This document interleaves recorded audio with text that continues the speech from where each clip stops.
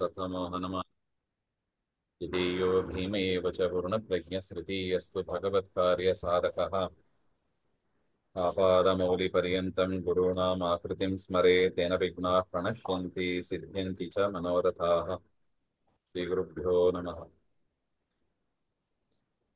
लक्ष्मीपदे पदाम्बोजयुगं नत्वा गुरोरपि प्रमाणचन्द्रिकां कुर्मो बालानां बोधसिद्धये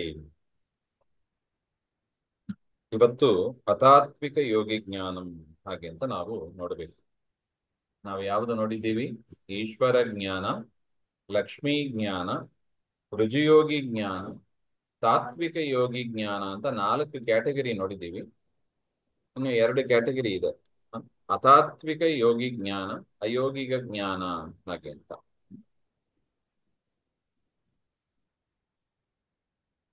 ಒಟ್ಟು 6 ಕ್ಯಾಟಗರಿ ಮಾಡಿದ್ದಾರೆ. 5ನೇದು ಅತಾತ್ವಿಕ ಯೋಗಿ ಜ್ಞಾನ ಹಾಗೆ. ನಾವು ಹಿಂದೆ ನೋಡಿದ್ದೀವಿ ತಾತ್ವಿಕ ಯೋಗಿಗಳು ಅಂದ್ರೆ ಯಾರು? ತತ್ವಾಭಿಮಾನಿಗಳು. ಅಂದ್ರೆ ಋಜುಗಣಸ್ಥರನ್ನು ಬಿಟ್ಟು ಉಳಿದ ಬೇರೆ ಎಲ್ಲ ತತ್ವಾಭಿಮಾನಿ. ತತ್ವಕ್ಕೆ ಅಭಿಮಾನಿ ದೇವತೆಗಳು ಅಂತ.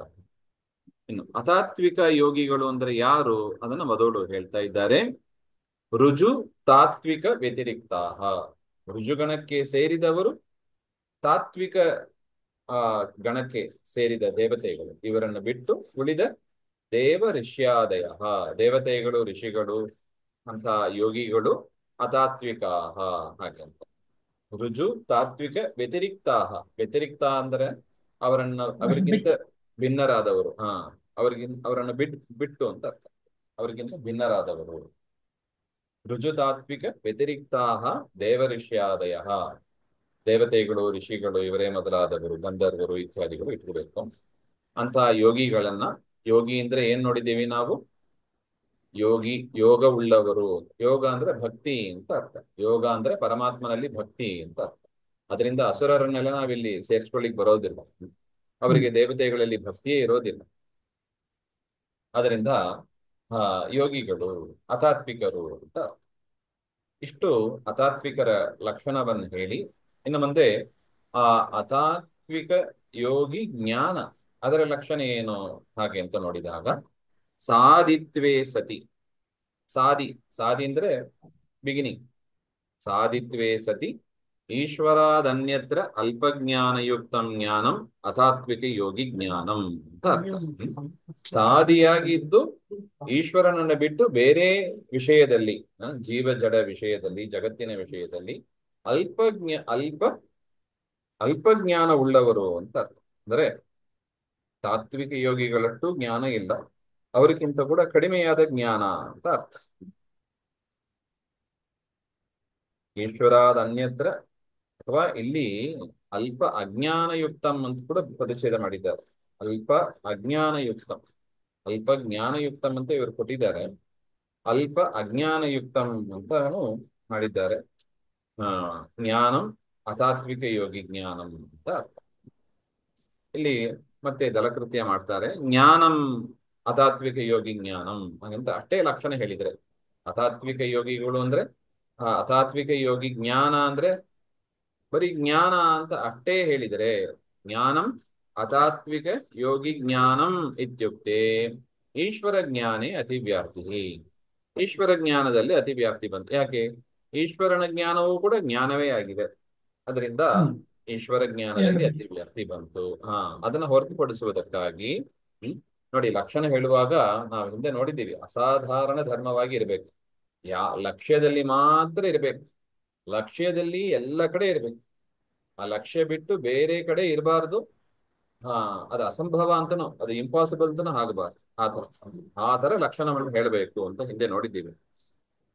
ಪ್ರಕೃತ ಈಶ್ವರ ಜ್ಞಾನಿ ಅತಿವ್ಯಾಪ್ತಿ ತನ್ನಿವಾರಣಾಯ, ಅದನ್ನ ಹೊರತುಪಡಿಸುವುದಕ್ಕಾಗಿ, ಆ ದೋಷವನ್ನ ಪರಿಹಾರ ಮಾಡುವುದಕ್ಕಾಗಿ ಅಲ್ಪಜ್ಞಾನಂ ಅಲ್ಪಜ್ಞಾನಯುಕ್ತಂ ಇತ್ಯುಕ್ತಂ. ಅಲ್ಪ ಅಜ್ಞಾನಯುಕ್ತ ಅಂತಾನೆ ಹೇಳ್ಬೋದು. ಅಲ್ಪಜ್ಞಾನಯುಕ್ತಂ, ಸ್ವಲ್ಪವೇ ಜ್ಞಾನ ಇರತಕ್ಕವರು ಅಂತ ಅರ್ಥ. ಅಲ್ಪಜ್ಞಾನಯುಕ್ತಂ ಹಾಗೆ. ಒಟ್ಟು ಲಕ್ಷಣ ಏನಾಯ್ತು? ಅಲ್ಪಜ್ಞಾನಯುಕ್ತಂ,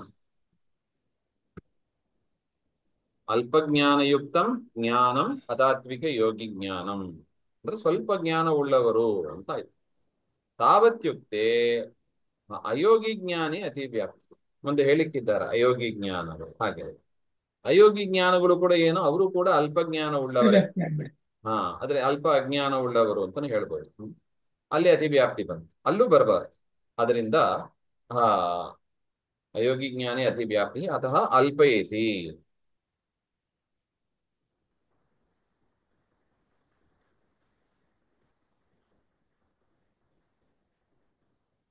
अतः अज्ञानयुक्तं तावद्युक्ते अयोज्ञानीय व्याप्ति अथवा अधिव्याप्तिः। तावद्युक्ते असंभवः तस्वर तस्य ईश्वरे ಬಹುಲ ಅಜ್ಞಾನ ಯುಕ್ತತ್ವಾತ್. ಅಂದ್ರೆ ಅಲ್ಪಜ್ಞಾನ ಅಂತ ಹೇಳೋದು ಅದು ಸಾಧ್ಯನೇ ಇಲ್ಲ. ಯಾಕೆ? ಈಶ್ವರನಲ್ಲಿ ಆ ಅತಾತ್ವಿಕ ಅಪಾರವಾದ ಜ್ಞಾನ ಇದೆ. ಯೋಗಿಗಳಿಗೆ ಕೂಡ ಏನಿದೆ, ಬಹುಲವಾದ ಅಜ್ಞಾನ ಇದೆ. ಅದರಿಂದ ಅಲ್ಪಜ್ಞಾನ ಇದೆ ಅಂತ ನೀವು ಹೇಗೆ ಹೇಳ್ತೀರಿ? ಹೇಳಿಕ್ ಬರೋದಿಲ್ಲ, ಅಸಂಭವ, ಅದು ಸಾಧ್ಯನೇ ಆಗೋದಿಲ್ಲ ಹಾಗೆ ಅಂತ ಹೇಳಿದರೆ, ಅತಃ ಈಶ್ವರಾದ ಅನ್ಯತ್ರ. ಪರಮಾತ್ಮನ ಜ್ಞಾನ ಬಂದಾಗ ಹೌದು ಬಹಳವಾದ ಅಜ್ಞಾನದಿಂದ ಕೂಡಿದ್ದಾರೆ.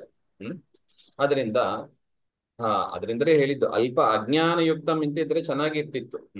ಅಲ್ಪ ಅಜ್ಞಾನಯುಕ್ತಂ ಹಾಗೆ ಅಂತ ಹೇಳಿದ್ರೆ ಹ್ಮ್ ಹಾ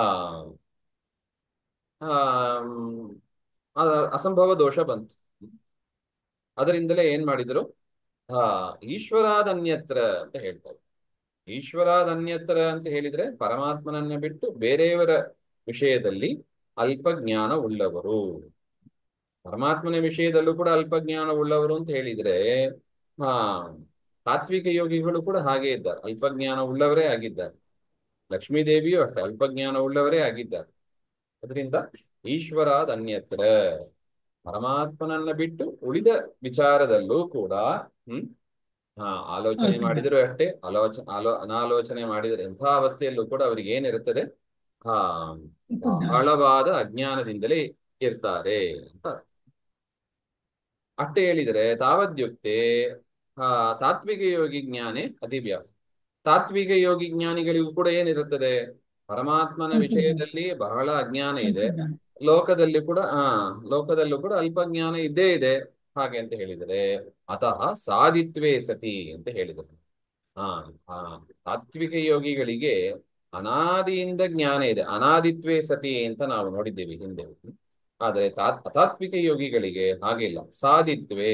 ಅವರ ಜ್ಞಾನ ಏನಲ್ಲ, ಅನಾದಿ ಅಲ್ಲ, ಅದು ಕಷ್ಟಪಟ್ಟು ಅವರು ಸಾಧನೆ ಮಾಡತಕ್ಕದ್ದು. ಸಾಧನೆಯ ಪ್ರಕಾರ ಬಂದಿರುತ್ತೆ. ಬಂದಿರೋ ಸಾಧನೆ ಮಾಡಿ ಅವರು ಪಡ್ಕೊಂಡಿರ್ತಾರೆ, ಅದು ಅನಾದಿ ಅಲ್ಲ ಅಂತ ಅರ್ಥ ಒಟ್ಟು. ಇದ ರೀತಿಯಾಗಿ ಒಟ್ಟು ಸಾಧಿತ್ವೇ ಸತಿ ಈಶ್ವರಾದನ್ಯತ್ರ ಅಲ್ಪಜ್ಞಾನಯುಕ್ತಂ ಜ್ಞಾನಂ ಅತಾತ್ವಿಕ ಯೋಗಿ ಜ್ಞಾನಂ ಅಂತ ಹೇಳಿದಂತೆ ಆಯ್ತು. ತದಪಿ ದ್ವಿವಿಧಂ. ಅತಾತ್ವಿಕ ಯೋಗಿ ಜ್ಞಾನವೂ ಕೂಡ ಎರಡು ರೀತಿಯಾಗಿ ಇದೆ. ಸ್ವರೂಪಂ ಬಾಹ್ಯಾಂಶ ಇತಿ ಅಂತ ಹಿಂದೆ ನಾವು ಏನ್ ನೋಡ್ತಾ ತಾತ್ವಿಕ ಬಂದಿದ್ದೀವಿ. ಯೋಗಿಗಳು. ಅದೇ ರೀತಿಯಾಗಿ ಇಲ್ಲೂ ಕೂಡ ಎರಡು ಇದೆ.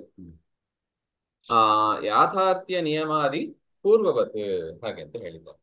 ಅಂದ್ರೆ ಆ ಅದು ಯಥಾರ್ಥವೋ ಅಲ್ಲವೋ ಹಾಗೆ ಅಂತ ಹೇಳಿದ್ರೆ, ತಾತ್ವಿಕ ಯೋಗಿ ಜ್ಞಾನ ಹೇಗಿದೆಯೋ ಅದೇ ರೀತಿಯಾಗಿ ಇದನ್ನ ಇಟ್ಕೋಬೇಕು ಹಾಗೆ. ತಾತ್ವಿಕ ಯೋಗಿ ಜ್ಞಾನಿಗಳಿಗೆ ಹೇಗಿರ್ತದೆ, ಅದರ ಜ್ಞಾನ ಹೇಗಿರ್ತದೆ ಅಂದ್ರೆ ಸ್ವರೂಪಂ ಯಥಾರ್ಥಮೇವ ಅಂತ ಮೇಲೆ ಕೊಟ್ಟಿದ್ದಾರೆ ನೋಡಿ. ಸ್ವರೂಪಂ ಯಥಾರ್ಥಮೇವ.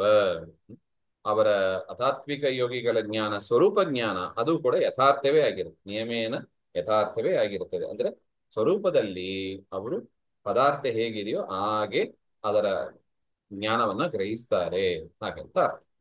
ಬಾಹ್ಯಂ ಕದಾಚಿತ್ ಅಯಥಾರ್ಥಮಪಿ. ಇಂದ್ರಿಯಜನ್ಯ ಜ್ಞಾನ, ಮನೋವೃತ್ತಿ ಜ್ಞಾನ ಅಂತ ಏನು ಹೇಳ್ತೀವಿ, ಅದು ಕದಾಚಿತ್ ಅಯಥಾರ್ಥವೂ ಕೂಡ, ಕೆಲವೊಮ್ಮೆ ಅದು ಅಯಥಾರ್ಥವೂ ಕೂಡ ಆಗಿರುತ್ತದೆ ಹಾಗಂತ ಹಿಂದಿನಂತಾನೆ ಇಟ್ಕೋಬೇಕು ಅಂತ. ಇದಾದ ಮೇಲೆ ಅಯೋಗಿ ಜ್ಞಾನಂ ಅಂತ ಅದನ್ನ ಹೇಳ್ತಾ ಇದ್ದಾರೆ. ಅದನ್ನ ಮತ್ತೆ ನೋಡಿ. ಶ್ರೀಮದ್ ಅಂತರ್ಗತ ಶ್ರೀಕೃಷ್ಣ ಅರ್ಪಣಮಸ್ತು. ಶ್ರೀ ಹರೇ.